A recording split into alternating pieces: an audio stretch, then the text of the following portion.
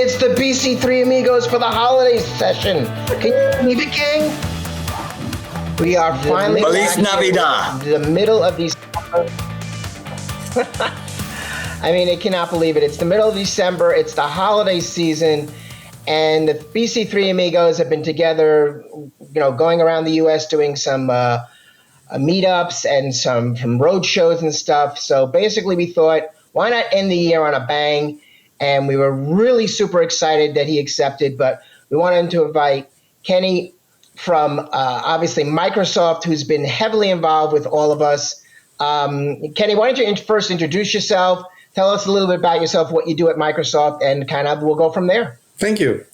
So Kennie Pontoppidan, I'm a program manager at Microsoft, father of 3, married to Maiken, happily living here in Fargo. It's snowing outside, so that's all good. Been with Microsoft for 8 years, started my career there in the server team, gradually expanded my responsibilities to other areas, and one of them is reporting. So I'm responsible for that, both the capabilities in the platform and also the actual reports that are in Business Central across all functional areas.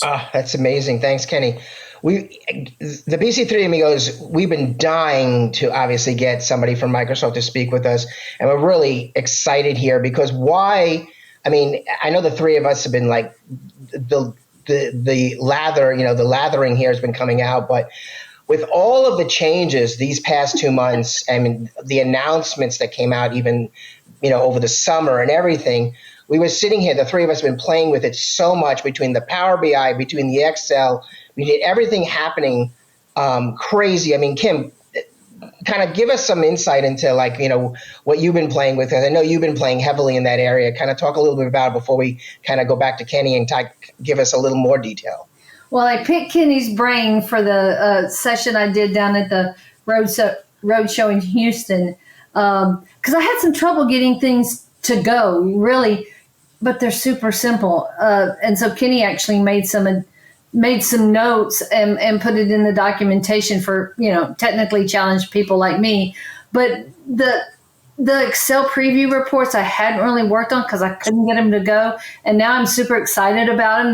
There's so much flexibility. And then Kennie showed me Copilot in those as well. And then that just opens up a whole new world. And the Power BI, I'm really trying to tell all my clients about it and get them started on it. It also helped me make sure they were all upgraded. We found a lot of little upgrade things we needed to work through. So that's been my December. I always go back, people fuss about not having reporting. And it's like, are you using saved views? Are you using Analyze? Are you using Excel layouts? How about the Excel previews and Power BI? There's a lot out there, not even talking about the regular reports, which have lots and lots of filters and things that you can do. So we're just making more and more progress. But the Power BI reports that Microsoft just handed everybody, it's a huge dollar amount that they gave every customer. 74 Power BI reports. Here you go. It's like a silver platter, right? I mean, it was just, to me, it was just like a gift, a Christmas gift for everybody in BC. It was, I used a holiday here, a holiday gift for all. Kennie, tell us a little bit about kind of how this came about, if you can, and as much as you can, and then kind of where you kind of took it, because I know you were heavily involved with this, and kind of where you kind of spun it and, kind of where you took it. And give us a little bit, if you can, if you're allowed to, give us a little bit of taste of where we're headed for 2025 from the Power BI perspective, because all of us, the three of us, are all over the place between supply chain, manufacturing, service projects. We're all over, and we're kind of like, we're wanting more, and we're kind of like, biting at the bit, we want more. So give us a little overview. Sure. I mean, we've been wanting to have this kind of reporting in Business Central for a couple of years. We internally in the product group, I wouldn't say struggled, but we needed to find ways to achieve this, invest in learning new competences, while we also needed to deliver on all the other things that you and the customers want. Copilot is key security is a big focus area right now. So how did we do that? And in the end, we landed on an opportunity where we got access to some funding internally in Microsoft to acquire some IP. So that's actually where this is coming from. And then we worked with this vendor to make the reports not the IP we acquired, but something that felt native to the product. Our great designers on the team pushed really hard for an embed experience, and that gave some challenges. It gave the chance to improve the existing embed experience so that we could actually achieve what we wanted. And we had one of our great designers draw up kind of how the look and feel, the theming. We did spend a lot of time with accessibility testing. You have no idea, like when we from Microsoft ship something, there are so many different tick marks that we need to get in order. Security, compliance, accessibility is one of them, which in the beginning, when you just want to get things out there, you feel, oh, this is just another tax. Like, we used to do this, so we can't ship as fast. But when I was part of this process, I realized this is fantastic. We have a test vendor team that are experts in accessibility testing, and they came up with a bunch of things that we needed to fix to be able to ship. And that means that people with like visibility impaired, or at least like some kind of challenges with colors or whatever it is, the reports are much better to use for them. And that's also something that helps normal users like Rob and Kim and Stevens of the world. If it's accessible, it's just easier to use. So there's a lot of investment going into that, and that's what made it possible for us to ship all of these reports in 25.1. And I'm super thrilled to see, we already see good uptake numbers. As Kim was saying, customers need to upgrade to 25.1 before they can start using this. So I would expect to see like a much larger uptake over the next months once customers are upgraded. So that's a little bit about some of the process behind this. If you're fishing for new things, you will have to wait until the release plan that comes out in January. So we did have some conference sessions at Summit, at Directions, where we expressed our like hopes for the future. I think we need to dial down a little bit on what we can deliver in 2025 version wave 1, simply because there's so many things we want to do, and we wanted to actually like tune into a few areas. So current thinking is, I can't spoil all of it, but we will, the main focus would be manufacturing, to give that a huge lift in analytics, both for Power BI, but also for Excel and standard reports. So that's actually the main focus for wave 1. And we might have spillover that we can't deliver for wave 1. We'll do that in wave 2. Second investment area would be sustainability. So all the sustainability features, we hope to augment that with Power BI reports also in wave 1. And then we have what I call all the little things. So whenever we learn something that we should then take feedback, just like Kim said, we had some feedback on documentation setup. It's not that Kim is stupid, not at all. She is a super clever person. So whenever Kim is struggling, like all the other Robs and Stevens of the world will struggle too. So we of course want to put that into docs to make it easier. And similarly for reports, whenever we learn something, we just, if we can squeeze it into wave 1 to make it a little better everywhere, we do.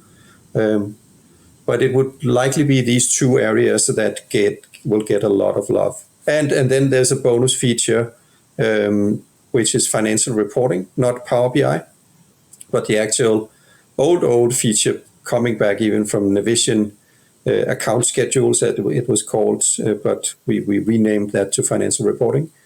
You will see a lot of small and large improvements to that in wave one, and you need to follow the release plan to get the details. I'm telling you, guys, I mean, you're speechless.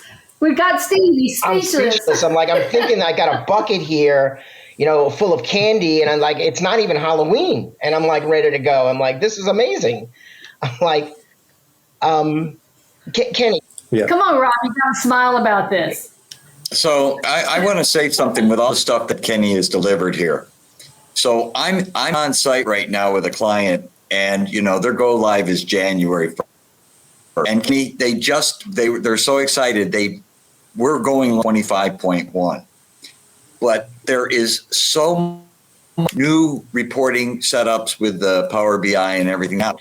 We've had to push that to phase 2. I mean, we're already. There is so much functionality in standard B, and then you drop all this on them. They're like, oh my God, we got to have a phase 2 because it takes time to get yourself set up. And now we've got to configure this and make it that much more robust.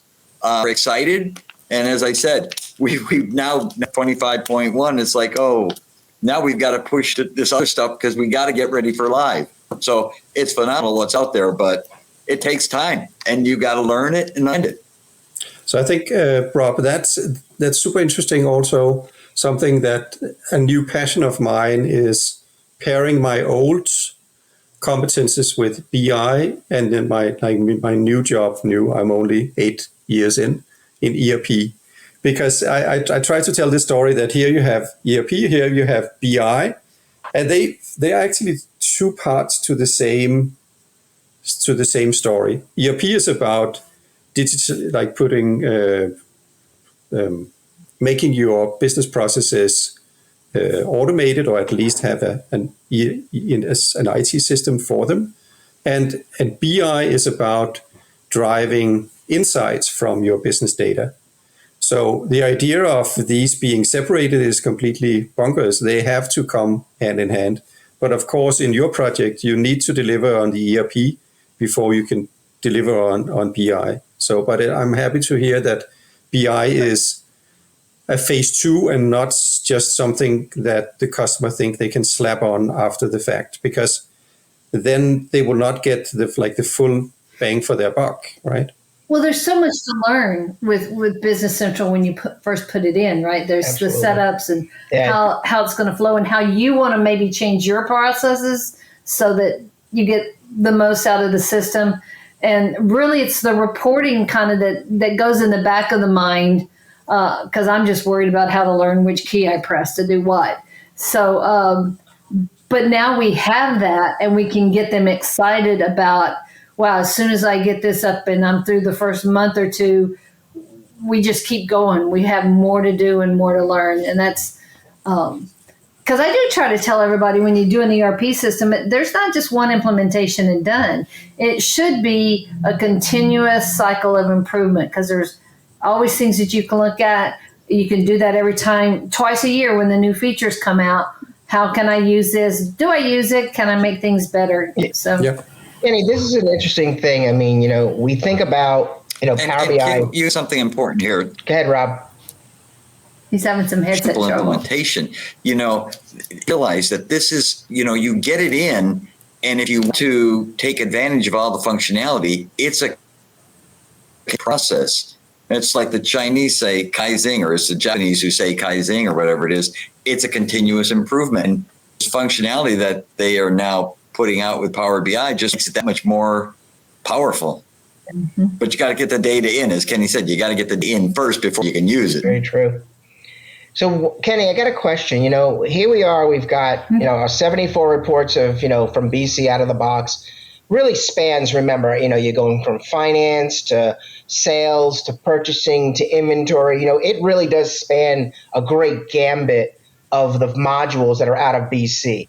And then you've got, we have Excel, which is really exploding right now with all the new features coming, that are in there and coming out in the future as well. So where does, if anything at all, are we going to, is the reporting going to stay somewhat, I call it structural, or are we really taking any piece, whether it be Excel or Power BI, and are we going to dabble in this AI world? Because AI is also a big piece of the BC space right now. We got bank recs in AI with AI. We've got our new sales agent, which is AI, which is unbelievable. I loved it. Don't get me wrong. I'm biased because I got to see it before it got released, so I'm very biased about it. But where do we see AI maybe playing in your headspace, and where do you see, if anything at all, AI playing into this?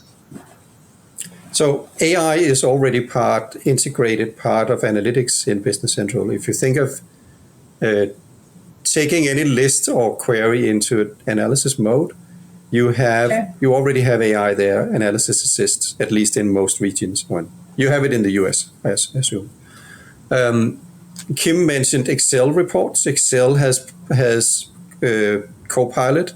So there in any Excel report, you get the raw data, and on that raw data, you can run Copilot and kind of examine that from with AI capabilities.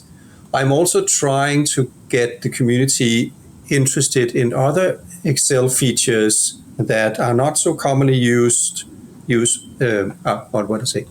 probably very commonly used in finance departments, but not so commonly used for the rest of us who just use Excel as a database and pivot and so on. And I'm talking about scenarios and what if. This has been in Excel for many, many years, right? And if you think of an Excel report from Business Central, there's nothing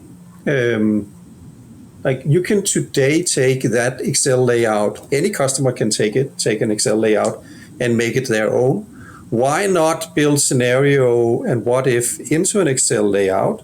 So for instance, let's say you take your balance sheet in local currency or foreign currency. That's an Excel report. You could build in some what if scenario in your own layout that play with the idea of currency rates changing.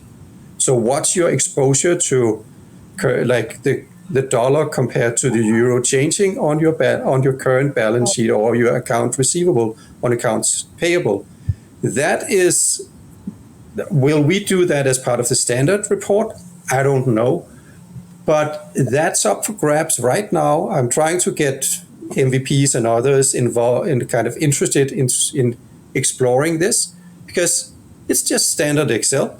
But as a business, like a controller or someone in finance, like, do we have to build that in it's not even AI, it's just stupid statistics. But if they can just do it self-service in Excel, there might not be a reason for us to build it into the product.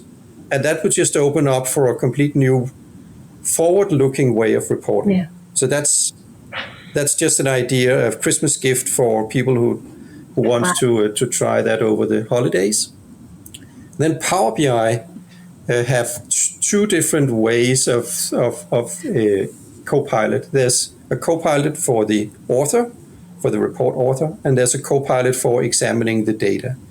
The examining the data is already supported in the Power BI reports. You can just do that. If you have the proper license or the proper rights, you can use Power BI Insights directly like now. For the authoring experience, I think that's still bound to Fabric.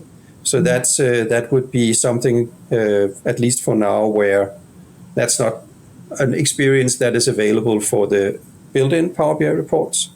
But in the future, we hope to get a way to get Business Central data into Fabric for a customer, and then they can build their own Power BI reports with Fabric Copilot or Power BI Copilot on top.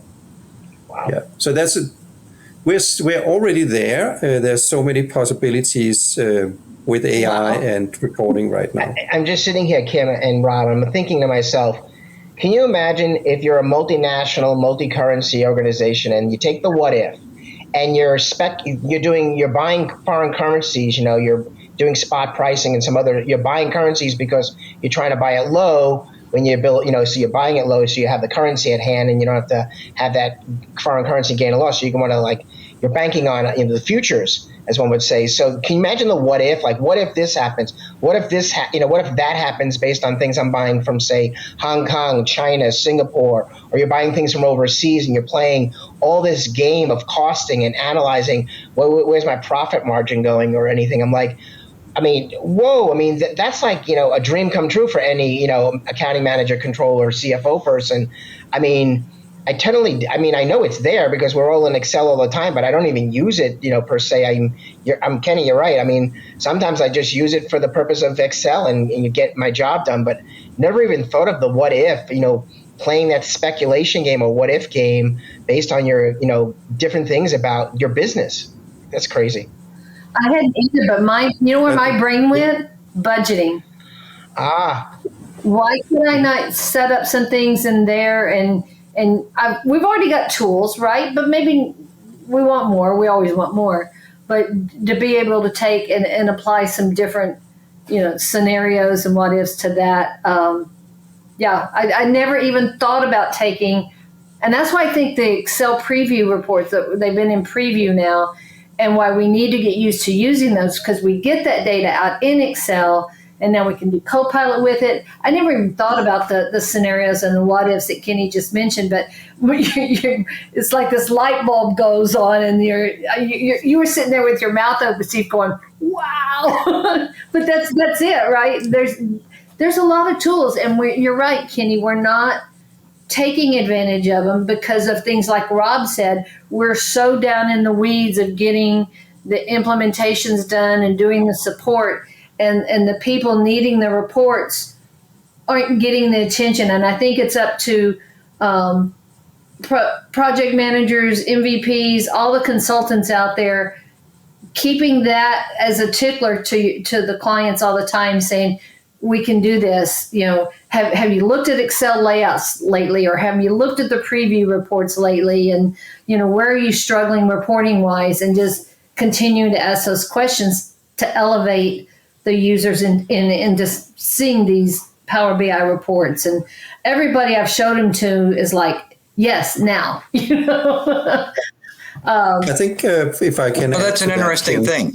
Yeah, sorry, Rob, you were saying. So Kenny, was presenting this as kind of a, hey, you can come from QuickBooks, you can come from GP to BC, and I've got two different clients now for go live in early 2025, and they're totally opposite. The current environment I'm in, we have an IT manager, and he can help set up all of this stuff. The other one, it's a smaller organization. They have a third, and they're not as involved with the project or anything like that. And so not everybody takes advantage of all this functionality, yet they hear all this great stuff. Somehow we've got to make it, I appreciate what you've done. Somehow we've got to make it dumber down so that everybody can take advantage of that functionality. How do we do that? It's a great question. Let me just say to that, Kenny is doing a fabulous job working on all the documentation. Yeah. And I think that's part of the way. When you pull up a report and it says, this is what's in it, and if you're finance, you could use it this way. If you're AR, if you're manufacturing, and it gives some use case scenarios, I think that's a way to really help those users. Oh, I'm the manufacturing guy. Oh, yeah, I could use that way. Totally agree. It's fabulous documentation. I'm just going to... Kenny, I'm so excited about all the stuff I see. And I think you are. This is also, I think, the way I want to attack this problem of Rob is stating. Have you, in any organization in your career, have you ever had a person who were happy about they got a new report? No, nobody cares. Like Nobody cares. Or maybe they say, oh, that's pretty, and then they don't use it, right? Oh, someone made me so I think the part of the problem here is we need to be really careful about not, like, I made you a report, here you go, aren't you happy? And then we expect them to go, yay. That's not going to happen. But if we instead frame the story like, look, we know in your part of the business that this is a real issue for you. Let's say dead stock. Dead stock is an issue. You're losing money on dead stock. Here is a way to analyze that so that you can solve that, or at least partially solve that problem. Now it's not, I gave you a report and here's a dead stock report. Good luck. No, here is part of your core business process as a procurement manager.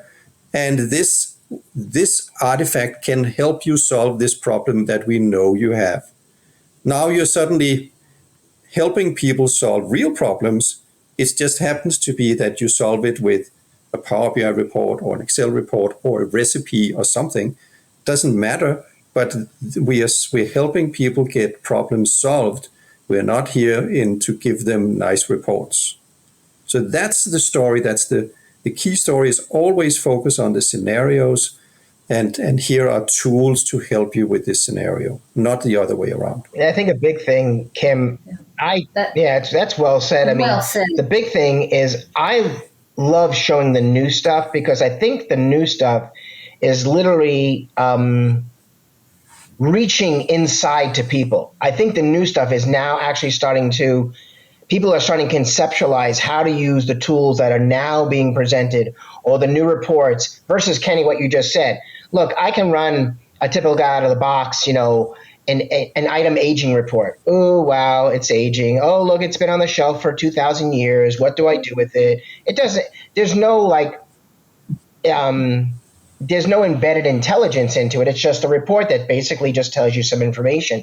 But if I was actually going to create a real report that basically said, here's my item aging, how many days it's been on the shelf, and with a speculative warehouse carrying cost of X dollars, and you saw how much money I'm losing letting it sit on the shelf, collect dust, that's a different story. Because then somebody in accounting is going to say, or it may be in the warehousing, going to be like, get this freaking thing off the shelf, sell it on a bargain basement sell it on eBay. Who cares where you sell it anyway. Just get rid of this stuff. Then it has more impact. I think These new reports are really going to drive home, I think, the fact that we can show them these things. And again, I understand some of it's in preview mode, but the idea is that I'm seeing at least all of our customers that we're all working with, they're really starting to get to know that, yes, in phase 2, when I bring Power BI into the mix now, it's going to really make the business grow, or at least give them the tools to grow their business and make better management decisions. The other thing is, and I will say, and I hope, and I know as we work through the documentation and stuff, like for instance, I loaded Power BI when it came out, 25.1. I followed the instructions. It told me what to do. I went into Power BI. I loaded the different, the app sets, I call it, the little Power BI sets that loaded it up and stuff like that. And some of that information from just reading the documentation, what kind of license do you need? Oh, you need this kind of license to run it in Power BI. That to me is going to be critical because it's that general user that has zero technical prowess, I guess, or any intelligence behind it, in the sense that they don't even know how to load this up. Obviously, if they don't have no IT department, you're stuck with really leaning on your partner or somebody to tell you what to do. And that documentation is going to be critical. Like, go out and get this license. Click here to load this. Do this in BC. Go. Yeah. And it's true. Even Copilot, what kind of Copilot license do I need, if anything? How does it really work with BC? It's that I think I've seen people literally you're right, they have outsourced IT and there's no help whatsoever other than the documentation. So I think it's going to be critical as we go into 2025 to make that documentation, I don't want to say bulletproof, nothing's ever really bulletproof, but give it enough information, I think, kind of like Kim said, and then basically kind of take it from there. So I love it. And I want to just tap a little bit more into that. I don't know about you, but with me, any technology change for me is hard. Any change in process is hard. That's just the way we are as human beings. And there's something I call the difference between hold my hand and throw it over the wall is two different ways to get people into something new. I know, like historically, Microsoft and like a technology, probably any technology vendor, any partner, that's just very easy for us to that the delivery, the thing we need to deliver is the product. Once it's like out there on the DVD or deployed to SaaS, we tend to think now our job is done. That is so wrong. Like, that is just the start of the job. Like, because from there on, the only thing that matters is uptake and usage, right? Only then have you succeeded delivering something as Microsoft or as a partner. And so that's what I call throw it over the wall is our good luck feature is we deliver it, you or as a partner or Microsoft, throw it over the wall to the customer and say, good luck, and then move on to the next thing. Contrast that to what I called hold my hand. That's when you actually go to a customer or to a friend and say, look, this is going to be amazing for you. Let's spend 15 minutes together. I'll show you. I'll let you try it. You can ask questions so that when I leave, you are able to use this thing, whatever it is. And I think if you guys and all the other partners of the world could do that whole hand-holding for reporting, for instance, spend that 30 minutes with the client and not leave until it works. And if we do the documentation right and the prep, that hold my hand experience could take at least little as 15 minutes or 30 minutes. But after that, you have provided true value for the customer because now they are actually not just introduced to a new tool, but they actually can start using it to change the way they do business. So that's if I can hope for one thing for Christmas, dear Santa, all the 3,000 partners, Microsoft partners for Business Central, if they would just spend a little bit of time holding customers' hands next year, I'll be very happy. I like that. I think Hey guys, I need to run, but I do want to thank you, Kenny, for joining us today. Everybody, Merry Christmas. Happy holidays, Rob. Thanks, Rob. Kenny, I mean, it's amazing. I sit here and I think about the hand holding, and I think Kim and I have been around the block long enough to know about hand holding and stuff like that. So, I mean, we both work with clients where we basically, there are times we have to handhold them down to a really low level, almost to the point where it is really, you're down it's like below even the weeds, you're at a root. And sometimes you actually have to kind of get them to learn the very finite basics. And then from the basics, you kind of get to you're smooth sailing, like you're driving down the road here, and you've got the gas in the car and you're moving along and you're passing through stop signs and stoplights, but you're really getting here. And I'm like, but I like the idea. I think when it comes to some of these new features, it truly becomes more of a hand-holding method because there's so many new features coming out. Obviously the Power BI and then the new Excel, new Excel, I call it. But I look at other things that have come out, subscriptions, for instance.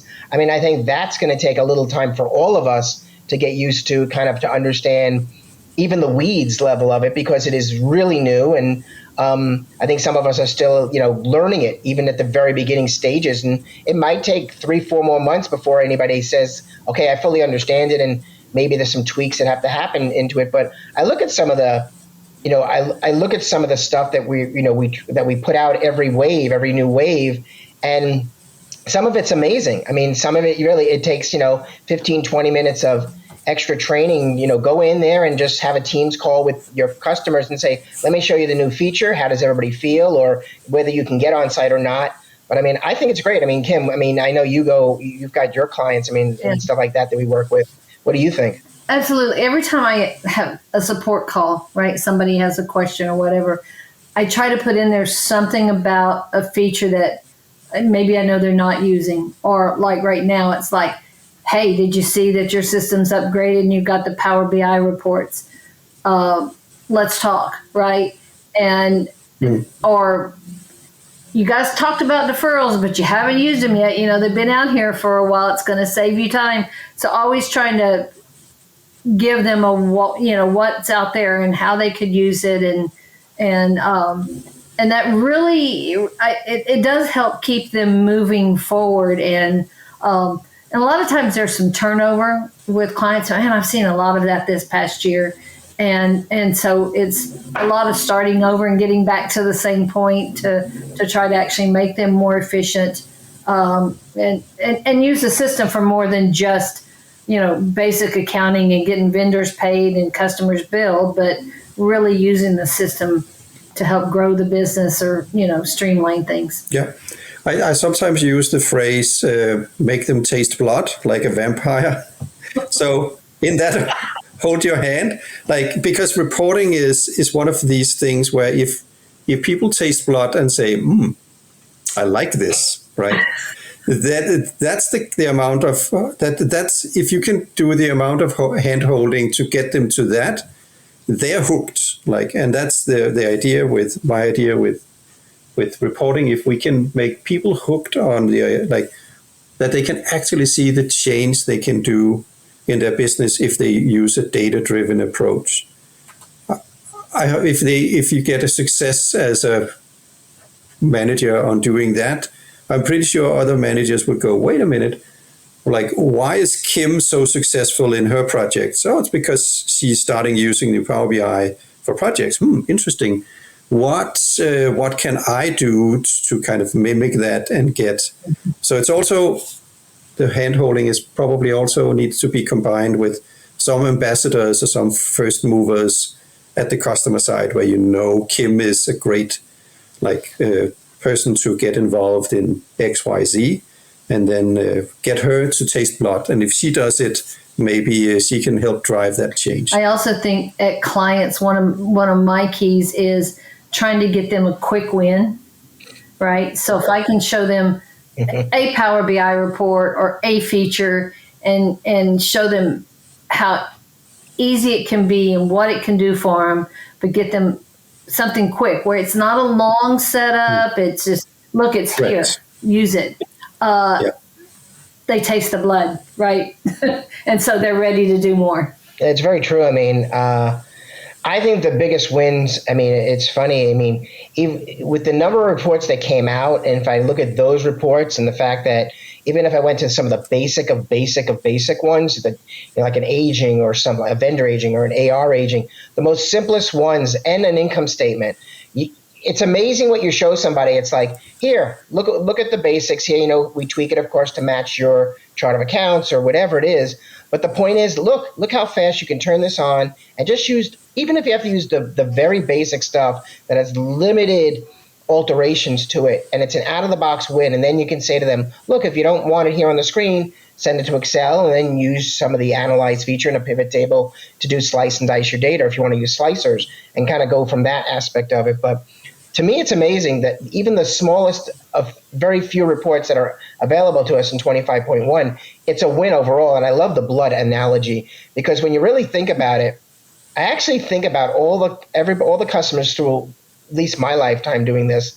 If I had these tools just to show them at the onset, literally just show them a couple of these wins, it probably would have made things a little bit different on the change management side, because that's a hard thing to beat, is especially the older the software, they've been on the software for decades or whatever, they're entrenched in their process.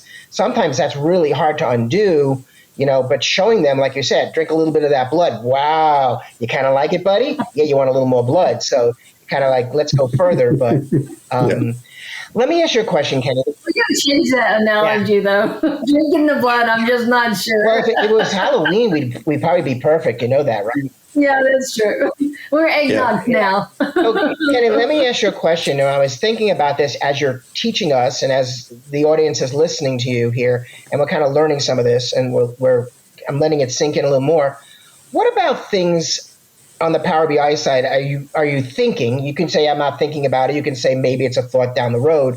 But there are things that people always kind of turn to us and say, can you give me some of these stats? Like, for instance, when it comes to manufacturing, everybody wants to know how fast people work and how many times they make errors and things like that. So let's put manufacturing aside for now, because that's more of a shop floor stat kind of thing. And I'm sure that's in the horizon down the road. But let's think of the basics here, like how many times AP has processed an invoice, and how long, how many times I had to make a credit memo against it because I made errors, or some of the basic stuff, or sales invoice, how many times I processed, how many invoices went out the door by all these people, Sam and Sally, and some of the the stats. Because if you go to statistics, remember, under your customers and vendors and different things, you can get entry statistics. Remember, there's all entry so taking those entry statistics areas, customers, vendors, items, and if you look at those three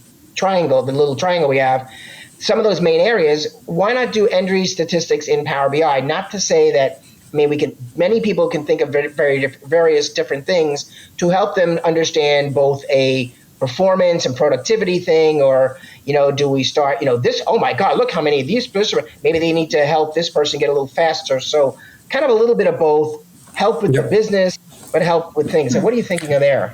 So I see these examples as what I call ad hoc analysis. It's not necessarily where you have a report, but more where you need to pivot for understanding a hypothesis, pivot some data and get a result. And this is where data analysis is super helpful, because that's a pivot in client pivot experience. My idea for ways to solve all these kinds of problems, because so each of these examples you mentioned are all about document header line kind of data sets, right? So my idea is that let's see if we can get some into wave 1, or we have to wait for wave 2. But I would love to get queries designed for the main document types, header, and then join headers and lines, so that they can be consumed in with data analysis. Because then you can do this kind of statistics, at least per document type. That would be a very easy way to see pivots or group credit memos by customer, see the amounts involved, and all of these would just kind of trickle out of such a query if you know how to pivot that data or use Analysis Assist to ask for that. So I think that's something I want to experiment with getting in there. Then the second level of this would be to stack these on top of each other. So not only having a way to analyze credit memos isolated, but be able to have a single view on documents or single view on customers. That would be a union of these. Now, we don't have support for union in Business Central in query, so we can't do that right now. Should we then do it in Power BI? I'd maybe not, because maybe Power BI is more suited for curated reports. But once we get support for queries that can union data sets, I would love to make some of these Uber queries that kind of unions the different document types. Because then you could have a full view on a customer or across customers and start looking at an analysis across all business documents for customers. Or if you use dimensions, you would have the dimensional parts to that, right? And that could be really, really useful. And that would just be in client. It would be live. There's no need for a report. It's just you just create the analysis you need. Yeah, so that's something I'm cooking on. Just need to find some time with some developers to actually implement. So yeah. And then I think as a parting Christmas gift, because I need to run very soon to get to a graduation party. I just discovered a small nugget. Maybe maybe, but I didn't, and we had an ideas entry for it, so I'm going to put some documentation on it later. But in some standard reports, you have ability to filter by total, right? So you can set some filters. I only want to see amounts above something. Did you know that you can do this in analysis mode as well? I guess I hadn't tried. So if you do you take a list into analysis mode, do a group and a sum, you kind of get like you get some totals there, either count or min or max or whatever. When you go to the column filter, not on the filter pane to the right, but the columns actually support filters, and that allows you to set filters and totals. So you can do that. Today you have been able to do that for a year, and I just never thought of the scenario before I tested it, and there you go. So that's a little Christmas present for everyone to go explore. Wow. I did not know columns in analysis view had filters. Yeah. I thought they were. I thought it was only in the Wow. bottom. Thanks for the Christmas present. You're welcome. Right there. Awesome. Yeah, let's not keep Kenny any longer, Kim. I guess Kenny, as a parting, got any great plans for the holidays? I mean, what's your plans for the holidays? Because, since we're talking about the holidays now, what are your plans for the holidays so that you can tell everybody what's going on with Kenny? We'll stay here in Fargo. Hopefully, not be snowed in. Oh, it should be fine. The winter storm is blowing off, I think, today, and then we'll just be here in Fargo and have a family Christmas. So. Yeah. Fantastic. And the same with us, Nice. Rob as well, who had to leave early, but Kim and then myself, we've got family and friends obviously coming by for the holidays. So without any further ado, we'll thank you for joining us. This is the best holiday gift for all of the BC3 Amigo subscribers and fans out there to kind of hear what's going on in BC from Kenny from Microsoft. A big happy holidays to all of our listeners and everything like that. And we will see everybody in January 2025. Happy holidays. Happy New Year to all. And we'll see you next year. Have a good one. Cheers. Guys, Merry Christmas. Christmas.